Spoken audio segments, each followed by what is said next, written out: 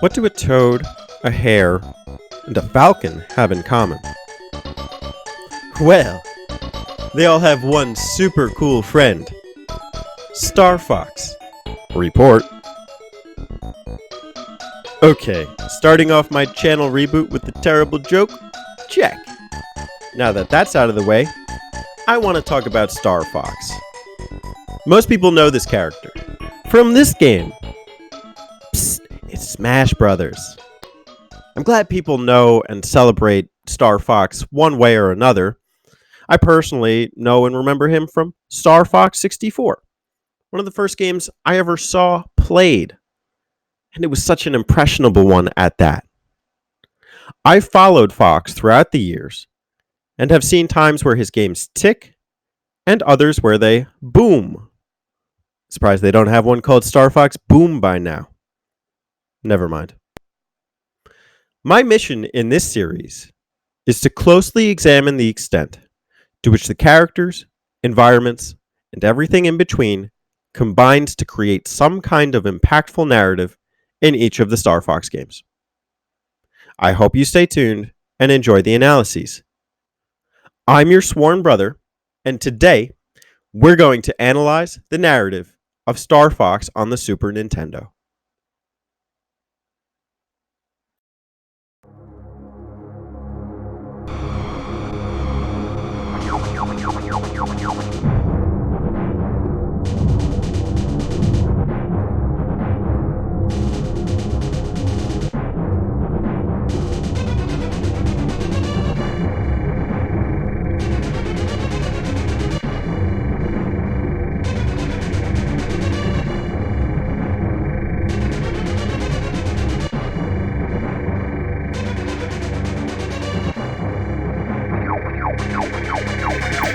Level 1. A direct flight. Space. A frontier for galactic warfare. Pew pew! Attack carrier, Star Fox first boss, bombards the boot-up screen, firing lasers at allied Lylat fighters, all the while airdropping moth-like aircrafts into Corneria's atmosphere.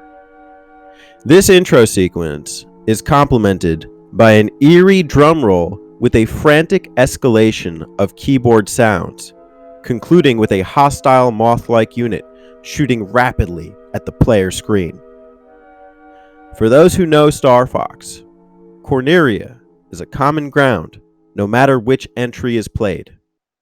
The original Star Fox boot-up screen sets the stage for the player, insinuating a theme common to science fiction: infiltration and annihilation.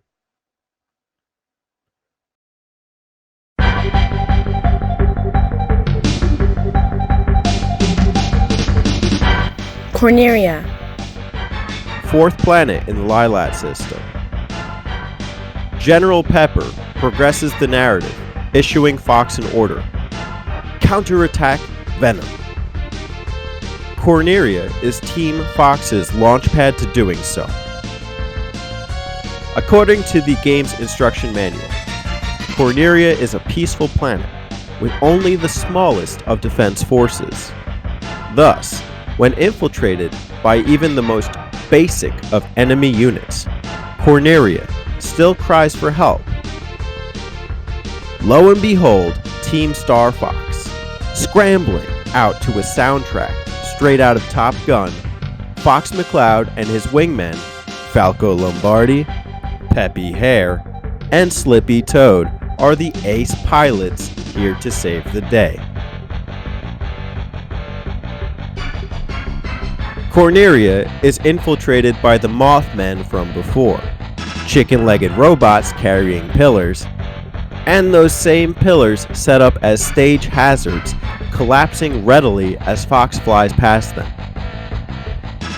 Even for a rookie fighter, these hazards prove fire fodder as Fox shoots them down while flying around buildings, under arches, and across large breadths of land.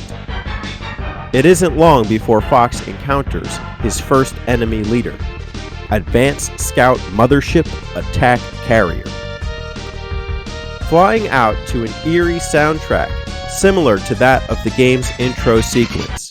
Attack Carrier prepares players for the worst.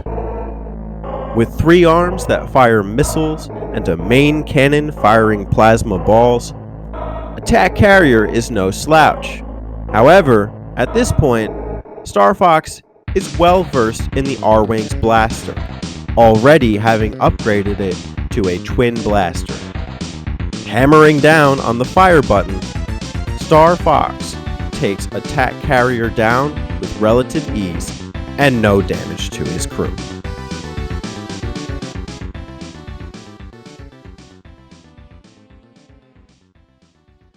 For a first level, Corneria serves as a playground of sorts for attacking enemies and flying around with freedom and security. The learning curve is low and acquaints players with the fight and flight mechanics of the game, thus serving its purpose as an entry level.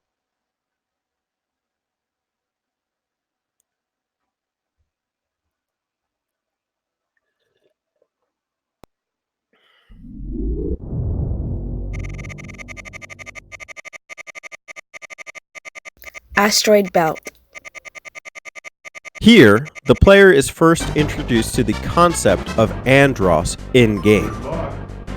The manual's background story informs readers that Andross is an evil emperor and doctor who was banished to Venom, first planet of the Lylat system. Andross then turned Venom into a military base. Pepper prompts our flight into the asteroid belt, informing us that Andross plans to create a base way out here. In retrospect, the asteroid belt is dangerously close to Corneria. It's imperative that Fox take out Andross' enemy leader here, as failure to do so will only help Andross to terrorize Corneria once again. And so, the asteroid belt serves as Team Fox's proving grounds for their military might. Upon starting the stage, Falco emits a warning. Here they come! The units found here upscale the difficulty quite a bit. There are bombs, enemy fighters, and destructible asteroids homing in on Star Fox's R-Wing. For Fox, the flying's not so bad, but for his teammates, numerous cries for help come. Most of the crew handles the flight safely, but Peppy does not emerge unscathed. After venturing across space and matter, Fox closes in on the enemy leader, asteroid destroyer Rock Crusher. Though relatively large and precise in its movements, Fox does not let the unit deter him. Stocked up on Nova bombs, Fox uses these to his advantage, taking out the enemy turrets all at once. In an act of desperation, Rock Crusher projects his now useless part of the ship towards Fox, but our pilot sees it coming miles ahead.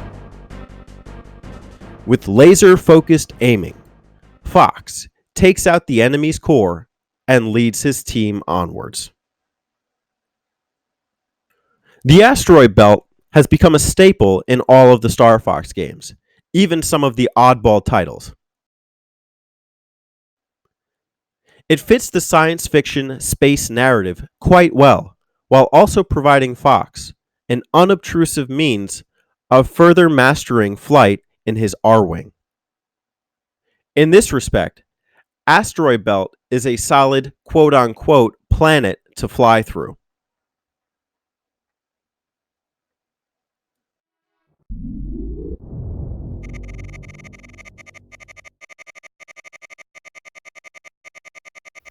Space Armada. The second bout, in space. After having flown across a belt of asteroids, the game ups the ante, having Fox fly through and directly into the heart of Andross' arsenal. Space Armada expects cleaner flying from Fox, introducing large enemy aircraft and confined tunnel sections, but also outfits our pilot for the part. The level starts off giving Fox a blaster upgrade, an extra ship, and a shield less than halfway through. The Space Armada is populated with many enemy units, big and small, that refuse to leave Fox alone. The enemies themselves are not such a difficulty, but the tunnel sequences that Fox has to fly through are something else. Outfitted with horizontal bars, some stationary and some moving, and doors that move in a direction dictated by laser fire, these tight corridors cost Fox some health and his shield. After much strenuous flying, the corridors of the bases lead Fox to his primary target, Planet Bomber Atomic Core. This enemy leader is a carousel of electric wires and requires a similar foresight demanded of Fox within the tunnel sections. Fox takes some time to closely line up his aim and fire at the target's 3 wall batteries. After showing his marksmanship, Fox takes the battle to the enemy core and takes it out with ease, sending a subtle message to Andros: "You better watch out, because Team Fox is en route." Space Armada plays faster than the previous levels, hurling obstacles, enemy units, and even the background stars towards Fox at rapid paces. Here, the game starts to feel its most on rails and arcadey. At the same time, the level serves as an integral narrative purpose in that Fox is pushing the fight right along and bringing him and his team 1 parsec closer to enemy Andros.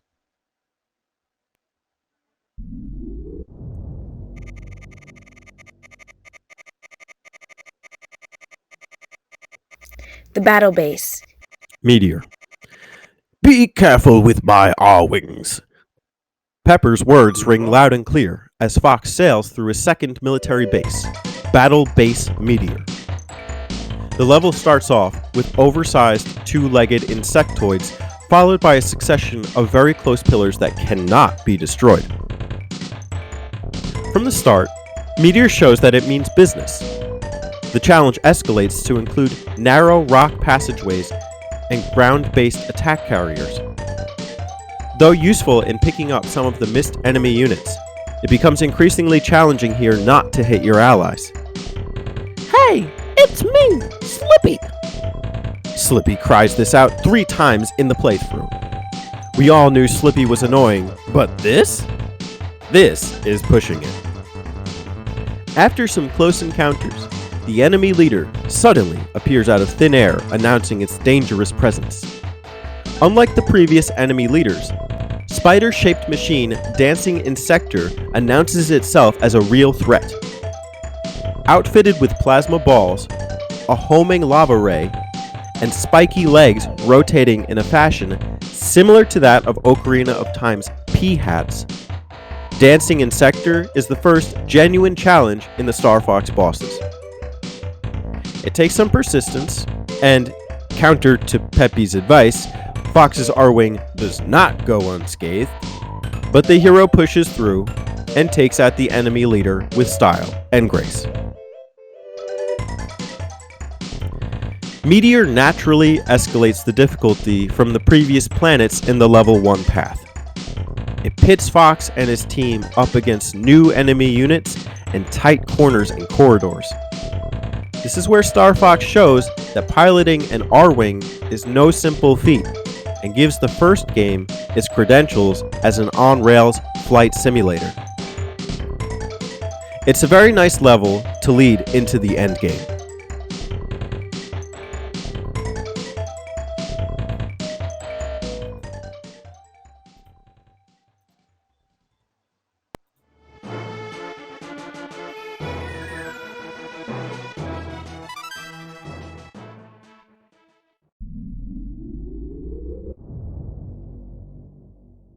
Venom.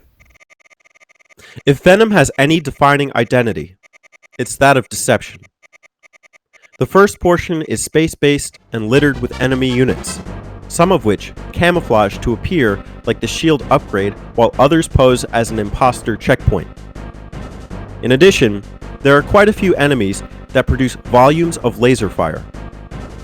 The first portion of this course requires Fox to be on his A game up until the enemy leader, Special Close Orbit Robot, Fantron. Man, not only is that a mouthful, but it's a boss that quickly strays away when hit and also creates carbon copies of himself to distract the player. The fight is short, but exacting, and brings Fox directly into Venom's terrain.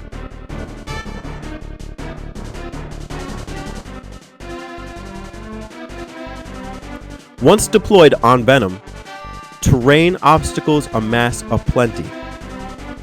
Pillars swarm the screen vertically and horizontally, while the directional moving tunnel doors from Space Armada are redesigned as directional moving walls. At one section, cubicle cargoes fall as compresses toward the ground, one situated directly over a laser upgrade. Getting the upgrade is tricky, but not too bad for the R-Wing savvy. Fox struggles through much of Venom's hazards, but still expertly flies his way around and through to the true version of Fantron. Fantron tries to pull the same tricks as he did in Venom's space. However, Fox is all too well acquainted with his attack patterns, and the boss goes down easy. Or so he thought. Fantron retains a sliver of health, and springs ship extensions boasting an overall larger presence. It begins firing missiles and lasers at unprecedented rates. The battle rages on, but Fox persists, and Fantron makes way to the endgame objective, Andross. As a setup to the endgame, Venom houses demanding flight sequences. Understanding how to navigate the various structures that are obstructing Fox's path forward means mastering the control scheme, especially the boost, which wasn't necessarily required prior. Overall, Venom beautifully sets up for Fox's entry into Andross' demonic-looking chambers and man cave. Andross. Here, the game shows that it means business. The tunnel sequence returns and requires Fox fly carefully around the emerging doors and panels to make his way to his nemesis. All the while, Andross commentates to Fox, attempting to psych him out.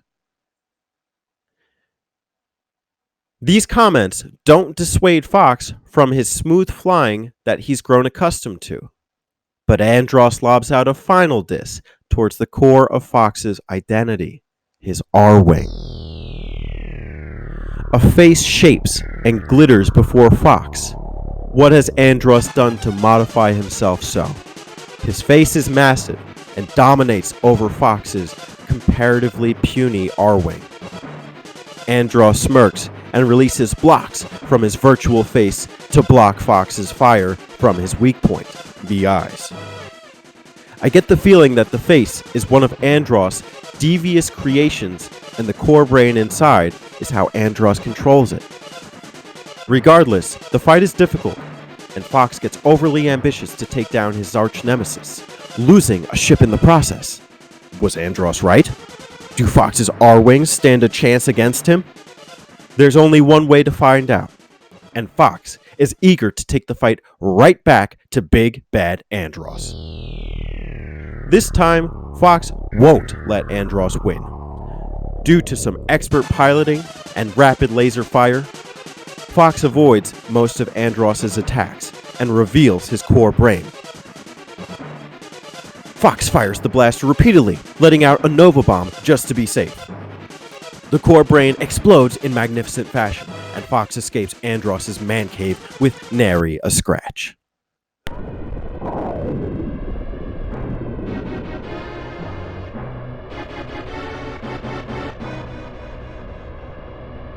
All ships check in. Slippy. Good. Falco. Good. What of Peppy?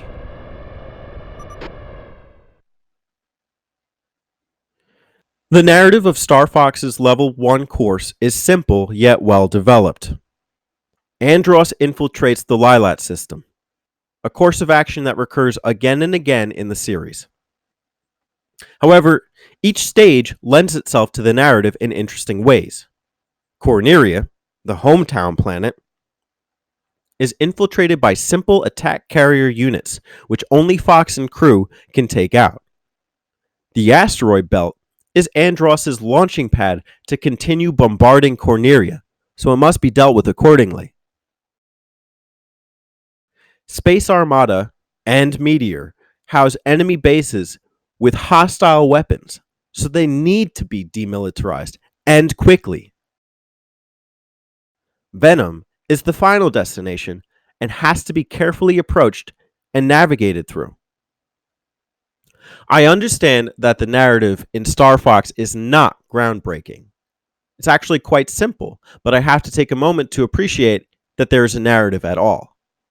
I'm relatively familiar with the spaceship shooting genre, and even ones that are on-rails, three-dimensional, quote-unquote, shooters. This game differs in that it offers a purpose for the action, and that was part of the development team's purpose. If you look in some of their interviews, they state that they wanted this game to be unlike other STG or shooting games prior. And to that extent, I have to say it succeeds.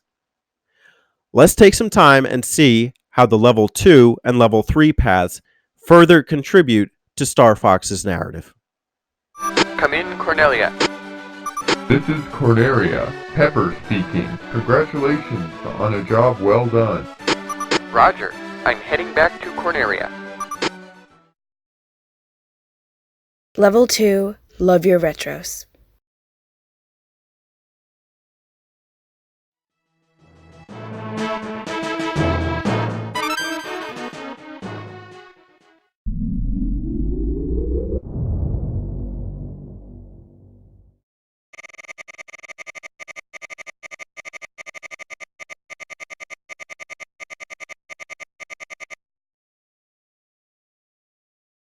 Good luck.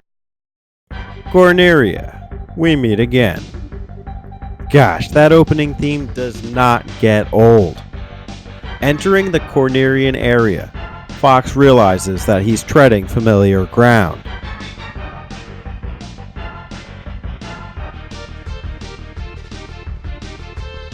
Croak, help me!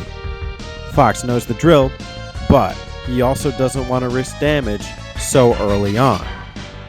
Still, he takes a moment, finds his air, and saves his pal Slippy. At the same time, Fox is demonstrating aerial skills and maneuvers, pulling off barrel rolls, sharp turns, and massive boosts with ease. The landscape has changed somewhat, so it can be presumed that we're piloting through a unique portion of Cornerian territory. Enemy AI has more tricks up its sleeves, such as attacking in droves, threatening the Allied forces in greater volumes, and cleverly positioning themselves near obstacles on the terrain. All the same, Fox approaches the attack carrier with ease. Now, if you thought Fox meant business with attack carrier the last time, our mammalian hero shows true prowess and marksmanship, awaiting the chance to hit his enemy leader's weak points as though he were playing some type of water gun game at the carnival. Attack Carrier may have come more prepared for the battle than before, but that does not negate the fact that Fox is now well versed in the mechanics of his R-Wing.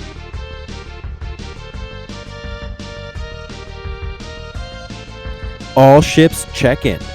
Slippy has taken some damage, but otherwise, the team seems to be pulling off the level 2 course with no sweats given. 100% score. Yeah! Fox is truly showing that even from the get-go, he will not let the new upscaled difficulty of Course 2 intimidate him. Or so he thought. Sector X. The name is different, but the terrain is similar. This is the asteroid level located in a new quadrant in space. The level starts blocked off in a cockpit view, which initially seems wise but proves problematic as soon as Fox comes into contact with spinning obstacles early in the level. In particular, he's smashed by 3 plasma balls and out of worry jumps out of cockpit view to try and avoid one of the spinning obstacles, a move which proves fatal.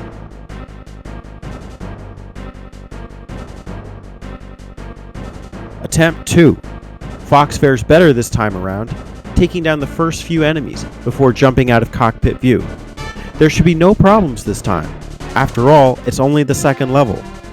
His accuracy is slightly off, however, Fox intends to make the best out of the situation.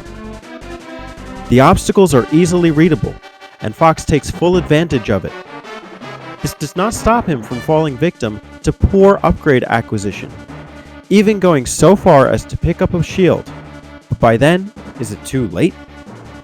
He reaches the checkpoint, getting more health, but still seems to be flying a bit off. He does not let this stop him from helping out his allied units when in need, though Fox still takes the brunt of the fire. He seems to be making good progress, even managing to circumnavigate a majority of flying pillars. Where do these shapes come from? Wherever it is, they certainly present an obstruction in Fox's flight path to the boss. Fox reaches the Rock Crusher, who seems mostly similar to the previous fight, albeit a slight change in firing time. This slight difference costs Fox another ship. What is going on? It's only level 2 in Course 2 and Fox has already lost 2 lives. Fox tries a third time, gets back to the Rock Crusher, and is determined not to let him win. The flying goes smooth, and Fox is out for blood.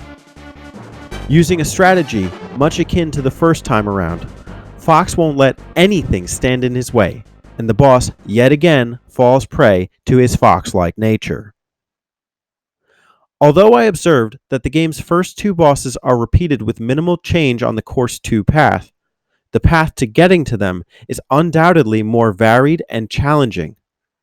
In terms of the overall narrative, it's fitting that Fox struggles more through the courses on his second play path. He's taking something of an unconventional route towards Andros, and the journey is clearly taking its toll on his ship and high score. This, however, does not stop our hero from giving it all on the next planet forward.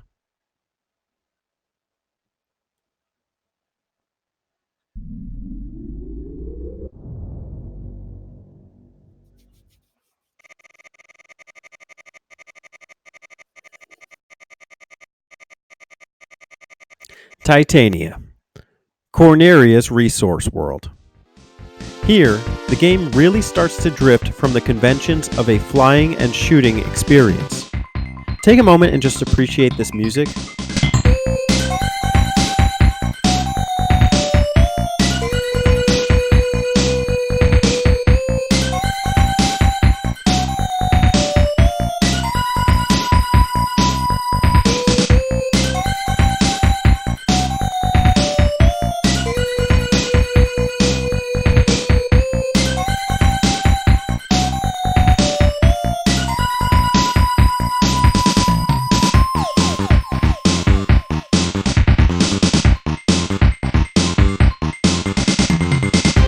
This is eerie, uncanny science fiction translated to gaming at its finest.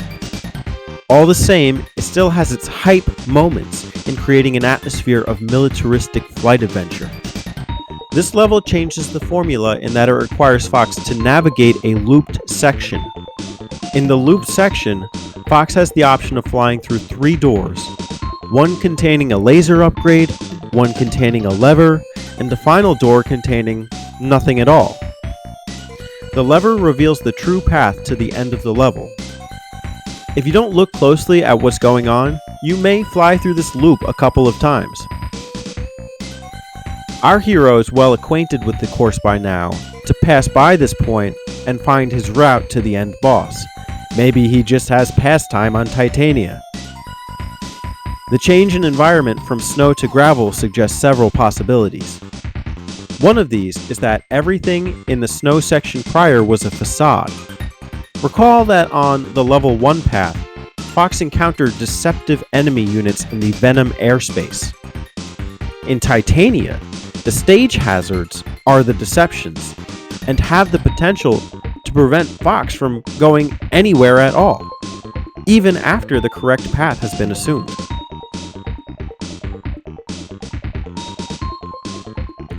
The journey to the end section is still long and arduous. I found myself dying a couple of times on previous playthroughs in the level. If you don't fly carefully and avoid the plasma balls, Fox's R-Wing is in serious jeopardy.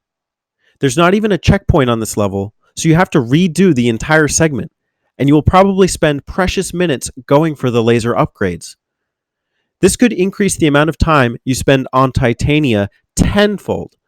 Not something you want for what should be a quick and engaging playthrough. All the same, veteran players should know exactly what they're doing and find their way easily to the level's enemy leader. Enemy leader, Master Computer Professor Hangar, gives Fox an ominous message before beginning the fight. Without any laser upgrades, this boss can be slightly challenging. He's so close to Fox's R-Wing that he presents a genuine threat. Even before becoming attackable, he releases a sea of snapperfish-like ships from the ocean floor to assault Star Fox. Fortunately, our hero is well versed in close-range combat and takes down the boss and his minions easily. His high score yet again reveals that Fox is too good for level 2. In terms of narrative, Titania gives the gameplay variety through a quote-unquote puzzle. You can't just fly through this course like other ones. Even the music insinuates something dark, deep, and different that wasn't seen in previous planets. It's up to the player to really figure this one out on their own, despite what I'm telling you. And even though the puzzle is not that demanding, it still requires relative command over the game's flight and fight system. I appreciate what Titania brings to Star Fox.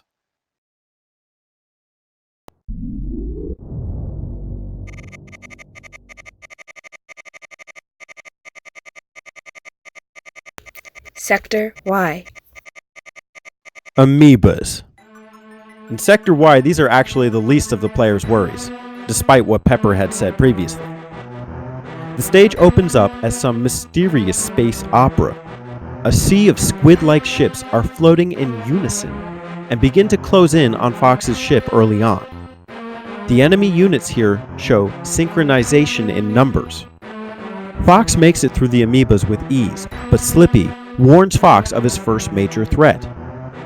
Beware the big stingray! Fox takes precautions here, knowing from experience the danger of stingrays, and walks off all the better for it. With careful flying, Fox makes it to the enemy leader, Hydrogen Harvester Plasma Hydra, with ease. This boss is actually quite terrifying, with massive regenerating arms. It performs all sorts of rolls and spins attempting to catch Fox in its wingspan. As a safety measure, it also fires missiles. Though competent, the enemy's power comes to no avail as Fox destroys the arm's regenerative source and hammers his laser down on this threatening menace.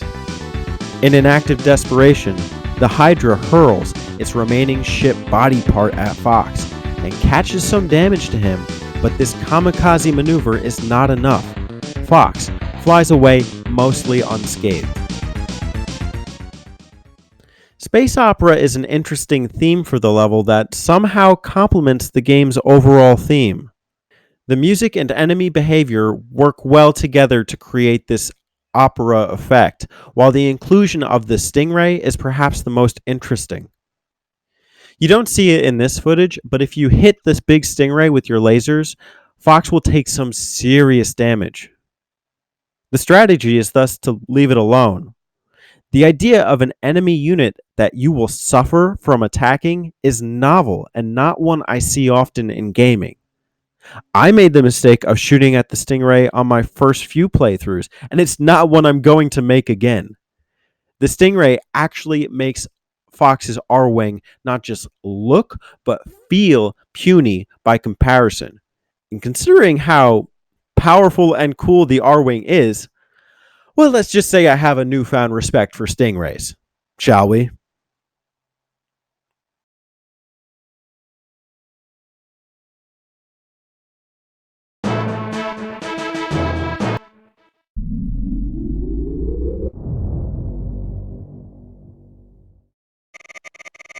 Venom. Pepper asks if everyone's alright. Surprisingly, this run is nearly as smooth as the first one, albeit a few hiccups. Fox even has a spare R-Wing as a safety net. We're taking the back route to Venom, and it's littered with defenses. The level starts with the barrage of missiles, then there are a series of expanding polygons. I'm kind of running out of names for these things by now. Whereas the Venom space stage in the level 1 course was about recognizing deceptive enemy units, this Venom is about surviving an all-around onslaught. Enemies attack in droves and comprise large portions of the screen. And just wait, after making it through this barrage of enemies, Fox faces a tricky foe in the super gravity-powered Metal Smasher. Metal Smasher. On the surface, this enemy leader has a clearly exposed weak point, so it shouldn't be so bad. And then it starts closing in on Fox. Closer. And closer. How close is this thing going to get? Slippy blurts out, "Let's turn back, okay?" However, Fox does not let this boss intimidate him. Throwing his retros into full effect, Fox narrowly escapes the boss's crushing attack and massacres him with his twin blaster at full power. The first couple of times that I fought this boss, I could not figure out for the life of me how to dodge its attacks. The rest of the level was fine. I'd even watch other YouTubers dodging the Metal Smasher, so I couldn't actually figure out what I was doing wrong. The thing is, when you play this on a different playthrough, sometimes Falco will be the one commenting and not Slippy. And what Falco says is supposed to give you the tip. He tells you to slow down your ship. What that means is using your retros, which are mostly unused in the rest of the game. Now, I was actually unfamiliar about what your quote-unquote retros are, and after looking it up through a guide, it appears that the retros refer to your brakes, and if you press them with the right timing, Fox can dodge the boss's attacks. I don't think that the space portion on this path is terribly memorable, but I do appreciate that the boss makes you think about how you're flying your ship. It's not simple attack the vulnerable portion. Additionally, it's a nice defense system to attack before going into the Venom airspace, where Fox actually ends up chasing a capsule from the boss. This takes him to a much different Venom airspace than Fox is probably accustomed to.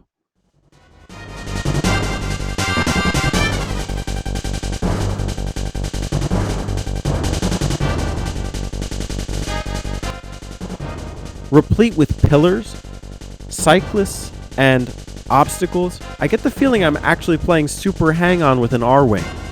This is actually pretty cool environmentally. You can see city lights down below and dark clouds up above. I get a Star Wars Return of the Jedi or Empire Strikes Back vibe here. I know that Star Wars games had released for the arcade and on the home console at the time, but Nintendo's take here is pretty unique. It culminates in the section where Fox takes on the space capsule and mopeds that it releases. The attacks are intimidating as the boss will bum rush Fox into all corners of the screen, and the retros don't actually offer you much in terms of security.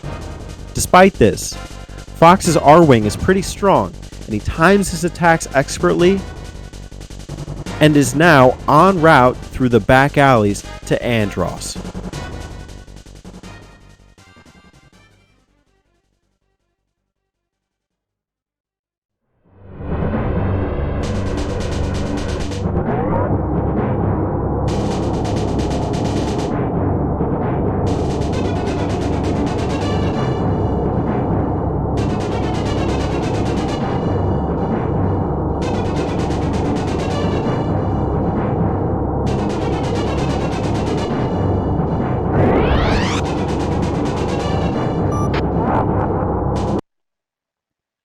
Here we are, the game's final segment yet again. While flying through the tunnel, Andros conveys to Fox that he was expecting him, even going so far as to compliment General Pepper's strategy. Although the compliment does not go unnoticed, Andros rebuts it with a final threat just before Fox enters the familiar territory, causing him to rebound into a wall. In the previous path, Andros had caught Fox off guard, but not this time. Andros' face is ugly as ever. His eyes are also taking quite the beating, but to no avail. Fox knows his attack patterns like a Lylat training guide. Good thing too, because Andros is putting up quite the fight. He's taken a couple heavy hits, but Fox is still in it to win it. With one eye down, Andros is far more vulnerable.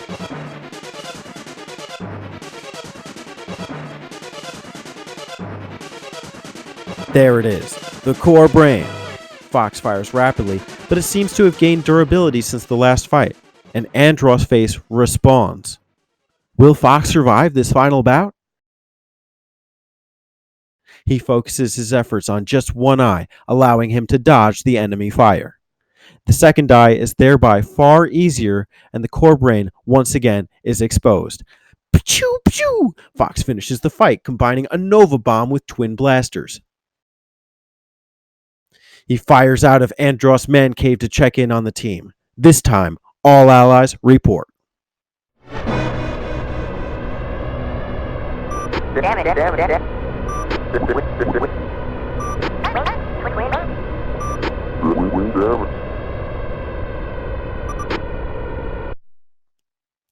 Over the course of the Course 2 path, the narrative hasn't actually changed all that much, only the means of getting there.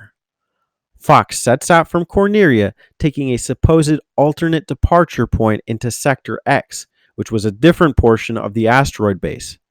There, he takes out the Rock Crusher again, but departs now into Titania to secure Corneria's resources via a weather control unit.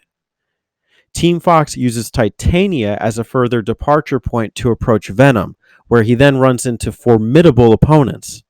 From there, Pepper instructs Fox to use his position in Venom airspace to sneak into Venom's back door, thereby tackling a more difficult version of Andros from an alternate route.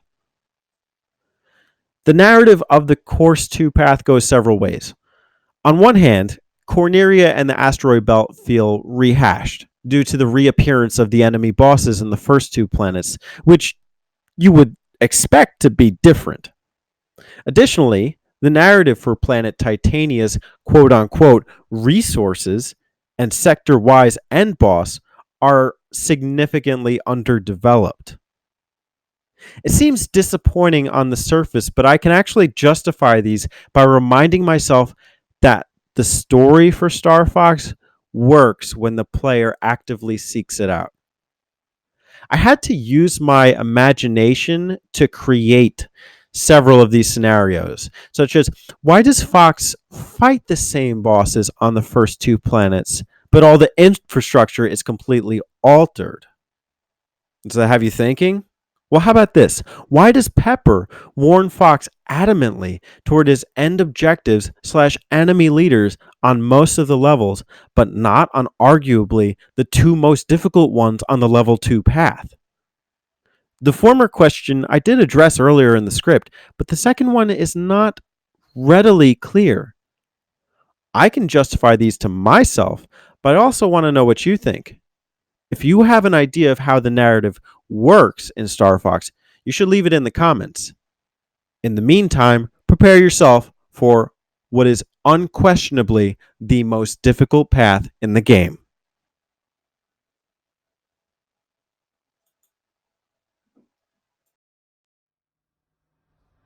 Hey y'all, this is your captain speaking. Just want to take a moment and say thank you.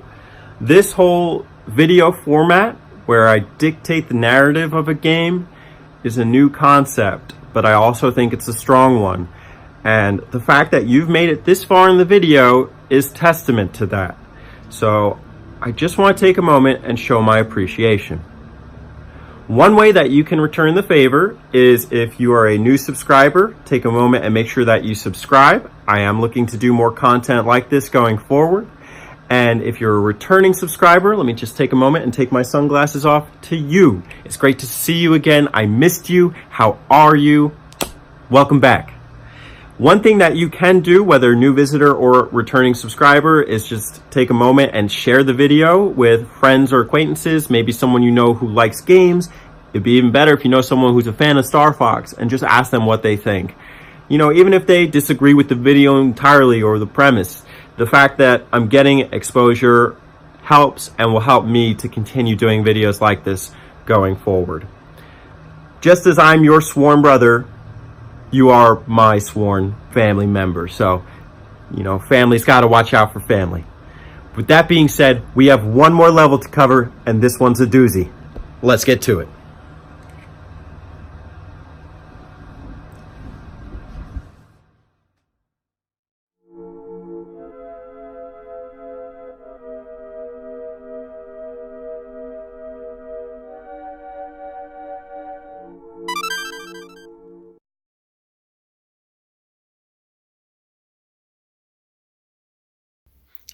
Level 3. Fortuna Matata. Corneria. Just when you thought you were familiar with this iconic stage, just wait until you've seen it with the crimson sunset as a backdrop. The blood-red sky doesn't just signify a change in environment, it also carries with it the ferocity of dozens of enemy units. This is the first time on Corneria where I felt I actually had to scramble my R-Wing alongside the terrain.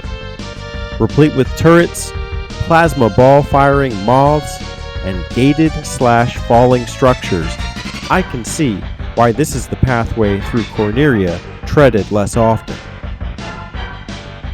Fox's R-Wing handles most of the challenges with ease, and when trouble manifests, he takes to the sky and brings his health back to form. The buildings and collapsing monuments prove challenging to fly through, but Fox has shown himself to be an ace pilot, and here is no exception. Falco announces, "The attack carrier will be mine." A friendly gesture, and competitive. Falco's always been a bit of a nag. Can't say I don't appreciate him for it.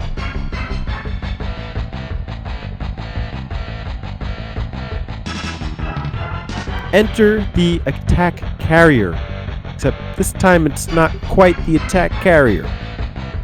Instead, this is Ground Supremacy Vehicle Destructor. This enemy leader is challenging in a new way, providing a much deeper assault than attack carriers on the previous paths. Gosh, are you telling me Fox ditched Corneria after taking out the attack carriers, leaving this comparatively torrential vehicle undealt with? I feel bad for the Cornerian army. Nonetheless, this fight is still a relatively easy fight for Fox by this point in the game. It can be difficult after the turret tops are destroyed if the player can't easily navigate their way around the homing plasma balls, but veteran players shouldn't have much of a difficulty here. I have to say that after seeing Corneria practically repeated in the Stage 2 path, It's nice to see that more variations were made for the hard path, whether it was the enemy leader or even the color contrast. The boss is a fair challenge and sets a tone that level 3 is not to be fucked with. It was nice to hear the Corneria theme one more time around and watch as Fox's forces scramble out for one last mission.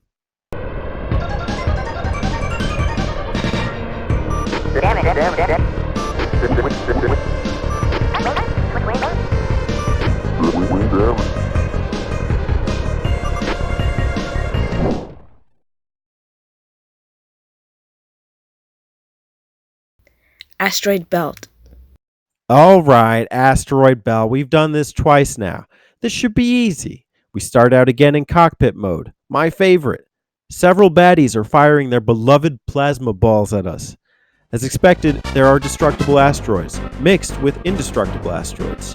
Additionally, there are enemy units that split into a field of plasma balls whether shot or not. I don't remember the asteroid belt being this difficult. What's going on? Alright, a checkpoint. This should help out. We've got a couple of difficult enemy units approaching from different angles on the screen. Shouldn't be so bad for Fox to handle. Wait a second though. The ships from earlier are attaching themselves to asteroids, firing lasers, and projecting the asteroids towards Fox. This is mad! No, this is asteroids. Actually, what's even madder is that several of the indestructible asteroids are actually sneering at us.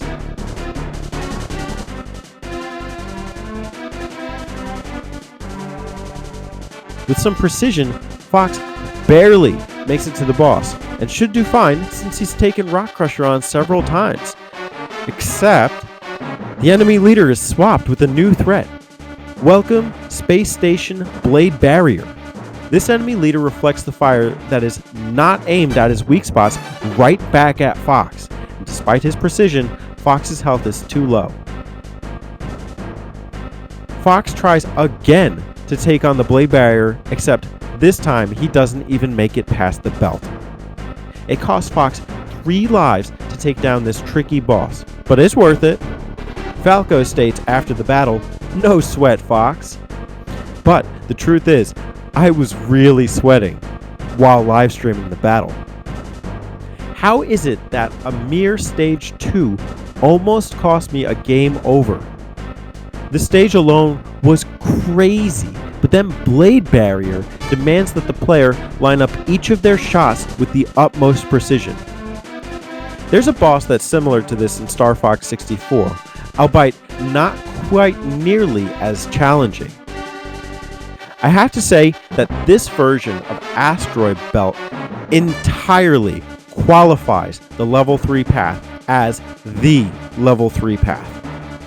Everything from the variety in the asteroid belts to the plasma ball traps concealed within the enemy units makes me feel like I really have to barge through Andross defenses, and then the existence of a boss that is an actual barrier solidifies this level's definition as a defense system. If this is what Corneria is up against within a one planet proximity, then they are truly fucked, and will need some ace pilots to complete the job.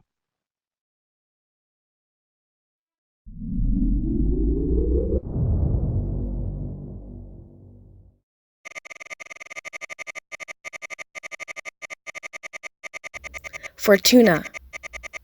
Oh my gosh, this stage is wild. Fortuna is defined as a planet with huge creatures corrupted by Andross. This reminds me of numerous examples within Nintendo's library, except that the giant theme works wonders in the original Star Fox. Fox's R-Wing pales in comparison to the sprouting flower traps. I mean, come on, we're talking flowers here. Massive dragonflies and swarms of bees, gulls, and flying fish that just inch out the R-Wing in terms of size. Did I mention that the level has actual dragons? These guys create arches throughout the stage for Fox to fly through and pop their heads in and out of the ocean, firing flame balls at Fox. As impressive as these are, they don't actually compare to the game's end-level boss for Fortuna, which you will be fortunate enough to survive because it is primitive dinosaur monarch Dodra. The name alone is scary, but then the music cues.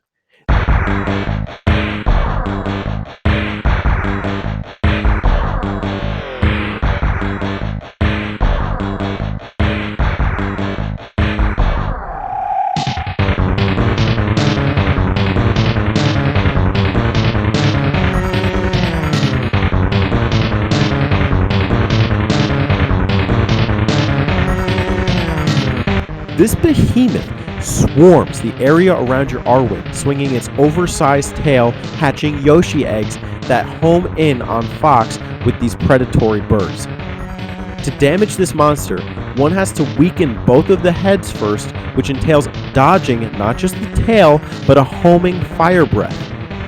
The battle rages on for what seems like an eternity, and just as Fox starts to damage his enemy, he takes wing damage. FML. Fuck my life. This fight was uncertain, and I was seriously ready to take the L, but Fox wasn't about to have that from some bird-brained creature. I absolutely love this fight, and the level for several reasons. One is that it feels difficult within the parameters of a science fiction narrative. A planet with hostile enemies that are oversized? Count me in. I don't know if you guys know me, but if you do, you know I love dragons. And then you've got dragonflies. I don't even like bugs, but you picked the favorite bug I could have picked. 2, even though the boss is palm sweat inducing, it's not overbearing. Though I nearly died in the final battle, I managed around the boss's defense for a solid 5 minutes and was engaged for the entire fight. Now just imagine that you're a pilot fighter tasked with taking down Godzilla. That is this boss counter entirely.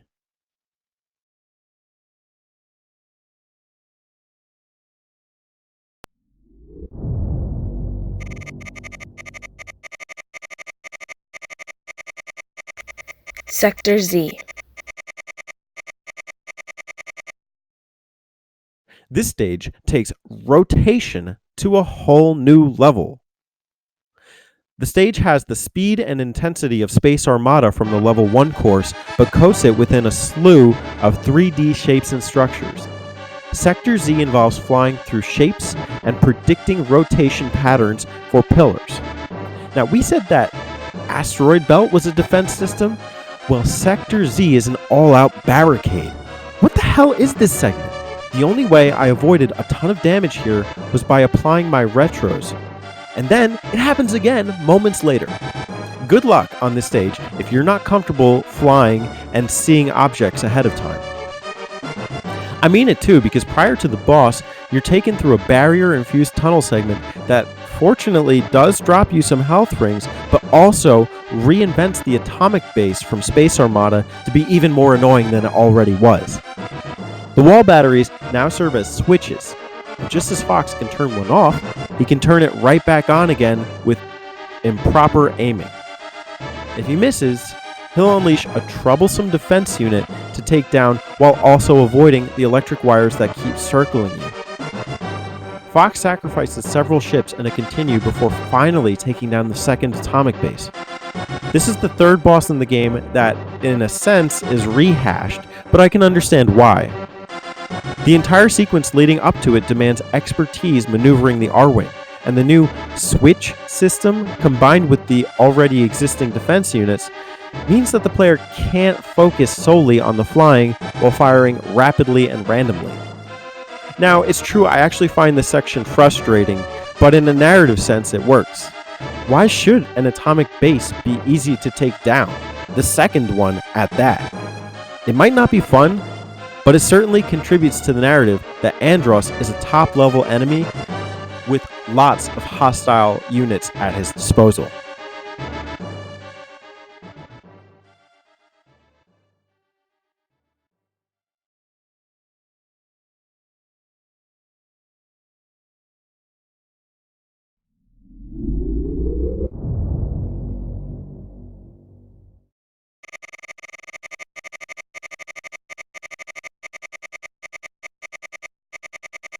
Macbeth.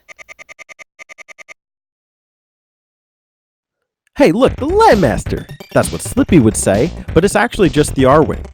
It actually just starts out on the ground. Now, contrary to popular opinion, I kinda like the Landmaster in Star Fox games, but we won't talk about that today.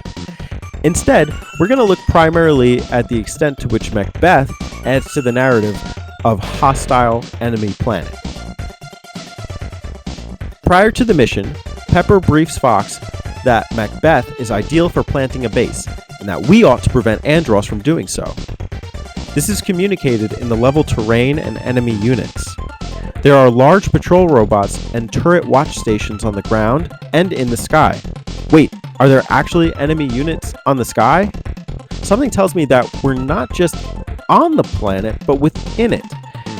This is reminiscent of high school Earth science, where we learned about the mantle and the layers below the crust.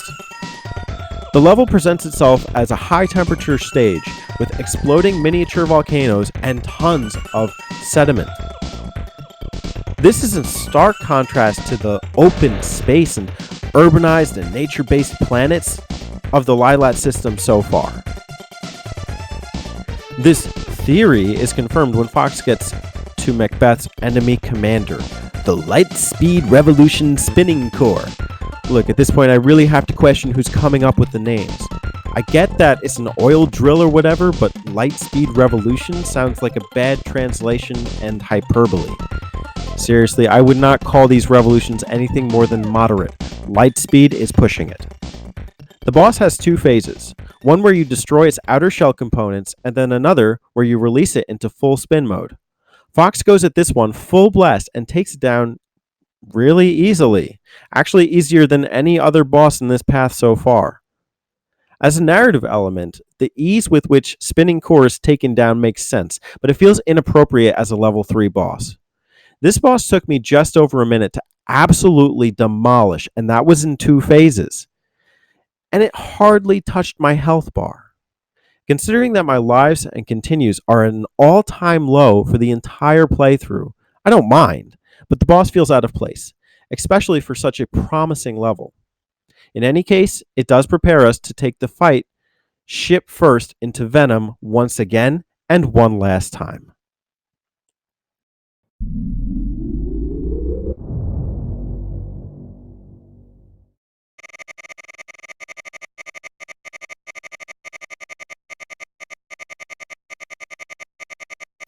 Venom. This is the part of the game where I cue Peppy's voice as saying, "It's quiet. Too quiet." Sure, there are enemies aplenty, but no homing asteroids from the asteroid belt, no oversized creature from Fortuna, and no confined tunnel sections from Sector Z. Just like the boss from Macbeth, I can't help but feel underwhelmed. Granted, I did let Slippy get tanked, but whatever, I'm sure no one's gonna miss him anyway. This is all a setup for arguably the coolest, yet most arduous boss in the game. Final Battleship, Great Commander. Now, you thought the Venom section of level 2 felt like Star Wars? Correction, I did. Regardless, this battleship might as well have come straight out of a George Lucas production. The huge ship enters the scene by assembling its pieces in a cyclical fashion, all while firing lasers and ship particles at you. Yes, you.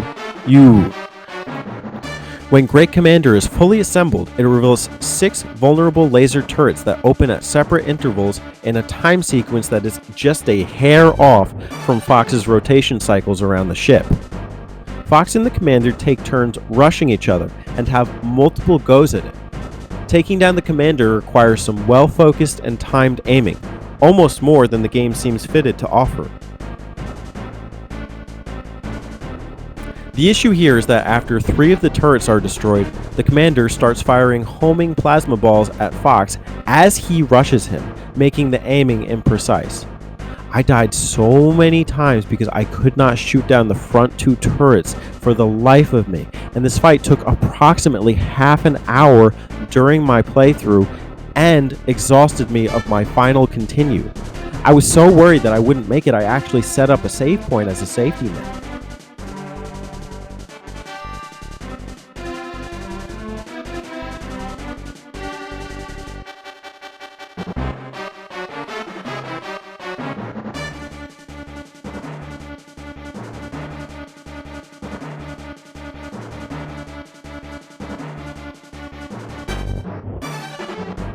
I got lucky here. I did make it through, but my gosh, this boss fight was not fun.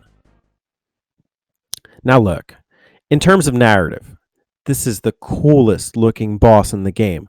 I would argue that this could easily be Andross's right-hand man. However, the fight is just unfair, even for a level 3 path. I'm sure there are people who don't have a problem firing the Nova Bombs to take out all of the turrets, but I went in with 3 to 4 Nova Bombs on several occasions as well as a full bar of health and could not take this thing out for the life of me. Stage 5 and the level 3 path may add to the idea not to mess with Andross, but it shouldn't make me want to quit the game then and there.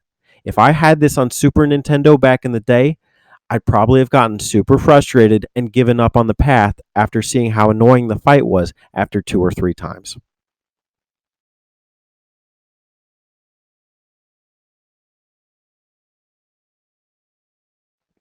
The good thing is that the section's not actually broken, it's just super difficult.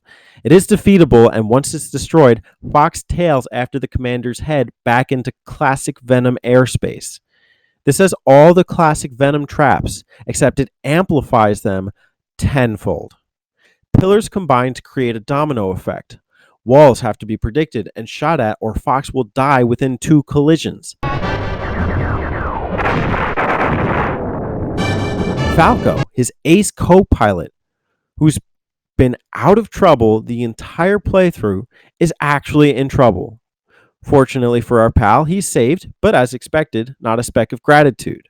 It's fine, I know him, he's my friend, I can account for him. Before you know it, the great commander reappears as some spinning, arm-flailing robot that shoots cannonballs out of its opening and closing lower hatch. Can my immature brain just take a moment to appreciate this? Okay, good. Now that we've had our moment, Fox is about to have his. His ship is in critical condition and the boss has a second phase. This thing is deadly. Fox fires focused blasters like a madman creature and somehow takes the boss down. This was a much fairer fight than the previous commander fight and sets up nicely for the final battle.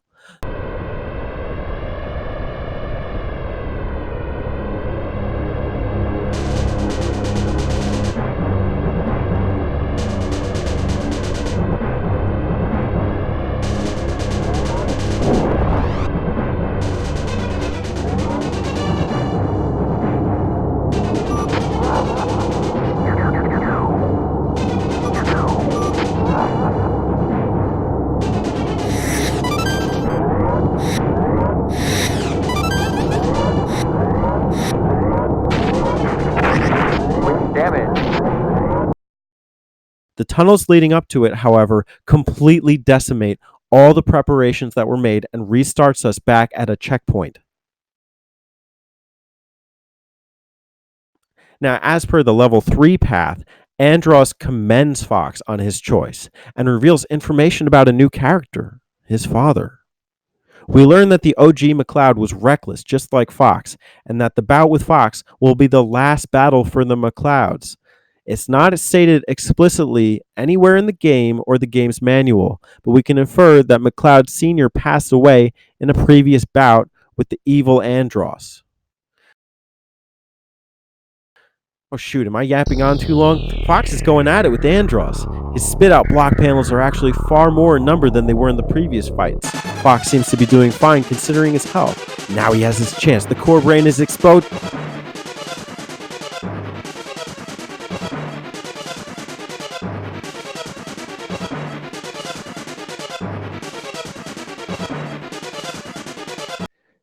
Game over? Oh, hell no. I didn't put in all that work to see this screen now.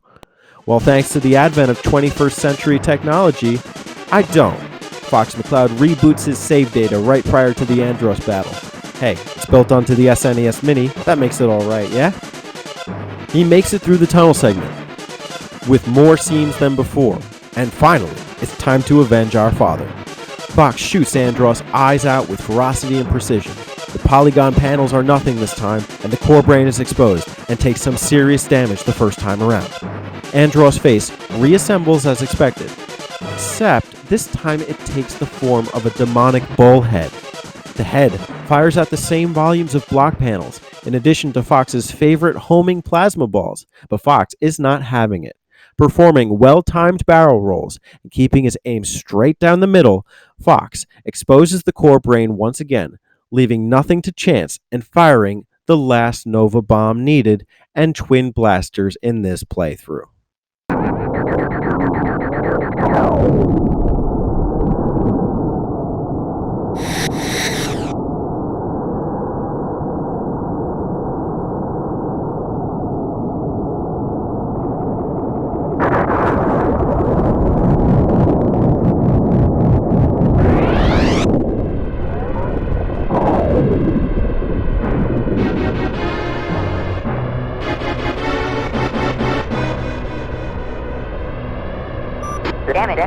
Fox McCloud checks in with his team. This time, only Falco has escaped the route unscathed. Makes sense, all things considered. The record for this path doesn't seem impressive upon first glance, but the level 3 path has an added bonus in an extra level, and Fox gets his well-deserved high score.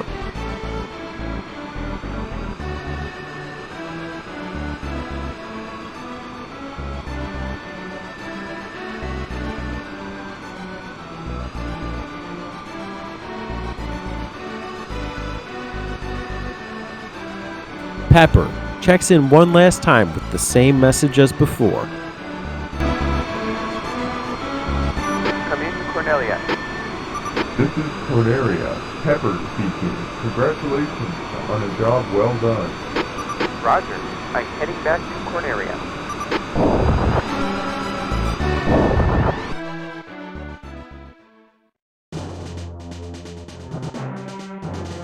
Finally, Fox and my palms get a rest. The only major difference here is that the boss reel is way cooler for the level 3 path than in the previous paths. Seeing the level 3 bosses all pitted next to each other makes me realize that Fox took on some enormous threats this time around to destroy Andros. Fire-breathing Brontosaurus, a spinning blade barrier, and a starship straight out of Star Wars, just to name a few. The final Andros battle wasn't much different, and I still don't understand how he uses telekinesis, but the dialogue gave the level a sense of character background and context that was not offered in the game's previous stages. I uncovered from a developer interview that Andros is supposed to be a caricature of one of the team's head bosses at the time. As comedic a reference as this is, Andros represents the penultimate final boss. The idea that Andros can infiltrate and take over the entire Lylat galaxy through 3 level paths and have such an important tie-in to Fox's close family qualifies him as the game's worthy arch-nemesis. The Star Fox narrative is generally overlooked due to gameplay elements, and to me, that is an oversight. Starfix is science fiction at its finest, telling a tale, tall as it is, through the use of distinguished, planetary, and spatial environments, as well as big, bad boss encounters. The addition of co-pilots makes the game feel special too. Though the first game may not have the silky smooth frame rate, upscaled textures, or fully realized voice acting in many of its successors, Star Fox is still an accomplishment for the genre. This could have been a simple arcade on-rail shooter with no context, and that's it. Look no further than games like Galaxy Force or Space Harrier. But Nintendo really went the extra mile to provide an at-home experience that blends engaging on-rails arcade action with a, though unconventional, strong foundation for a central narrative echoed throughout the rest of the series. And that is something I appreciate not only for the genre, but also for the character, especially today. But that's it for today. I, your sworn brother, and you, the viewer, have taken a close look at the central narratives of Star Fox as told through the game's 3 level paths. Now, I want to know something from you. Where do you think that this game shines brightest in terms of its narrative? Where do you think that I best told the narrative, and where could I have done better? Stay tuned for next time, where we'll examine the narrative in the future Star Fox installments.